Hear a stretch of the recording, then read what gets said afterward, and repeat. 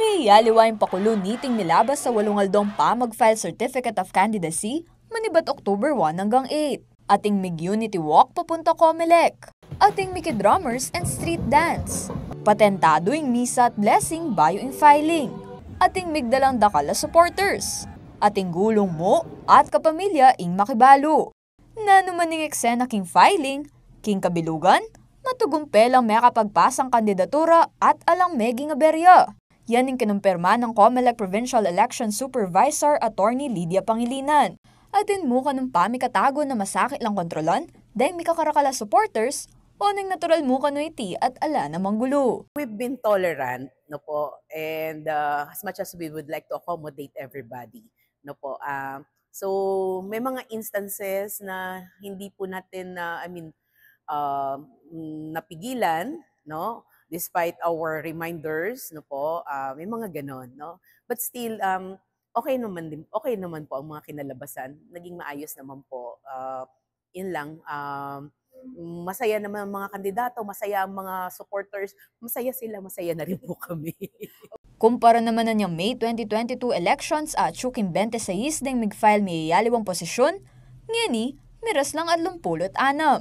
May kasaop mo naman kanu at dela ding filing king Benigno Aquino Hall king Capitol Compound na mas maragol kesa king karelang opisina. The last filing of COC, we had it there sa ating pong maliit na opisina.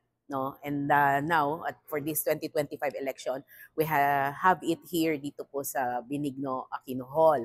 So masikip po tayo doon, pero considering medyo post-pandemic pa yun no, yung time na yon. So limitado lang din po yung mga pinapapasok natin sa office at that time. So unlike dito, malaki yung venue natin. So na-accommodate din po kahit yung supporters, no. Nga ng Attorney Pangilinan, dakal ba yung lagyo din magpasang kandidatura? Nung atin ka nung maginala ang nuisance siya yung meto nga tatagalo aliya kwalipikado, 5 kay bat ning filing of COC, malyari na lang magpasang reklamo.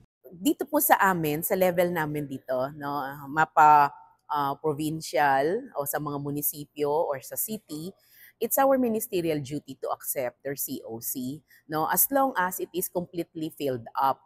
Okay, when we say completely filled up, wala pong mga iniwang unanswered entries o mga data na hinihingi. So yon. So we accept them. So it's part of our ministerial duty to accept yung kanilang COC. Now, to look beyond it, malaman ko ano po yung katotohanan doon sa kanilang mga dineclare, it's beyond our capacity. Okay.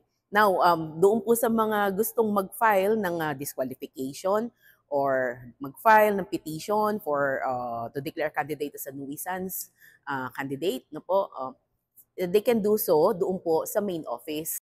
Karembisang manakit king kompletong listahan da rin magpasang kandidatura, mag-post la kanu dembalang Comelec office kareng-karelang official social media accounts. Kaya bay Jenna Lumbang Parungaw, Arlen Salonga, CLTV 36 News.